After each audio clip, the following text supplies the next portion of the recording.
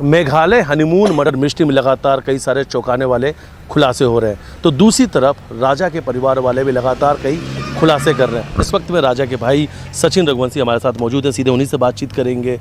आज 13वीं का कार्यक्रम है, आपके यहाँ सभी रिश्तेदार आए हैं, आप लोग राजा को कितना याद कर रहे हैं? सर देखो, राजा आकर मृत्यु मरा है, तो हमें खुशी तो बिल्कुल भी नहीं है, लेकिन उसकी आत्मा को शांति मिले। हम भगवान से ये चाहते हैं कि उसको जैसे सबसे पहले अपने शब्द थे कि मरा नहीं, मुझे मारा गया है। ये क्या पता कैसे मुंह से निकला और मैंने इसको लिखवाया और बेना बनवाया मैंने, तो ये कहीं ना कहीं जो आत्मा है ना उसकी अभी भी वो है कि मैं भैया कैसे मर गया। मेरे को तो जीने की इतनी आस थी, मैं जिम जाता था, कसरत करता था, सब कुछ करता था, लेकिन उस लड़की ने आज उसके प्यार के लिए कि उसके पापा को अटैक नहीं आया, उस चक्कर में उसने अरेंज मैरिज करी, लव मैरिज नहीं करी। उसके पापा को बचाने के लिए उसने मेरे भाई को मार डाला। तो किस तरह का षड्यंत्र है। मैं तभी नार्को टेस्ट की मांग कर रहा हूँ कि नार्को टेस्ट की मांग की जाए। नरबली जैसा शब्द का इस्तेमाल, सर नरबली का शब्द इसलिए इस्तेमाल आता है कि ये शब्द उन्हीं पैदा करवाया हाँ मन में। पापा ने उल्टी फोटो टांगी तंत्र मंत्र से, बेटी लेके गई थी उसको शिलोंग, वहाँ भी तंत्र मंत्र होता है मंदिर पे वाले। तो ये मतलब मैं क्या कोई भी इंसान हो वो सोचना मजबूर हो जाएगा इस बात के लिए कि बात आकाश से रही। तो आपको लगता है इसीलिए आपके भाई की बलि दे दी गई, आप ऐसा मानते हैं इसलिए सोनम ने ये बलि दी है? सर देखो, वो तो उनको पापा को बचाने के लिए उन्होंने मेरे भाई की बलि दे दी। उनके पिताजी की उम्र और आपके भाई की उम्र में कितना 60 साल के इंसान को बचाने के 30 साल के व्यक्ति को मार डाला। उस लड़की मायन की तो साथ ही रह गया। वो 14 इंदौर में लेके चली भी गई जिस टाइम पर इंदौर आक्रोश में था।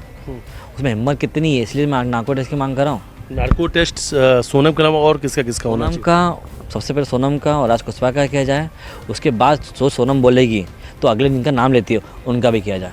अच्छा, आज राजा की 13वीं है, लेकिन अब कई सारी तस्वीर भी सोशल मीडिया पे वायरल हो रही, मंगलसूत्र पहनाते हुए, सिंदूर से मांग में भरते हुए, ऐसे कई तस्वीर जब आप लोग आज देख रहे हैं। तो जो फोटो देखी उसमें से एक फ़ोटो भी ज़्यादा गौर किया मैंने कि जब मांग भराते हैं तो लड़की की मन में वो खुशी रहती है, तो मांग भरते उसके मन में खुशी बिल्कुल भी नहीं थी। हाँ, आप भी देखना फ़ोटो, मतलब मैंने वो फ़ोटो भी ज़्यादा गौर करा है कि ये जो 3-4 लंबे से होते हैं जिस टाइम इंसान उसको नोट कर सकता है। अच्छा, ये कहा जा सकता है ना कि सोनम कितनी सातिर थी, क्योंकि जिस तरीके से वो डांस भी कर रही थी, लगातार उसने कई सारे लहंगे पसंद किए, मेकअप के सामान खरीदे और शादी भी पूरी तरीके से एंजॉय कर रही थी, लेकिन कहीं ना कहीं उसके मन में चल रहा था कि बहज कुछ दिन बाद ही उसे हत्या करनी है।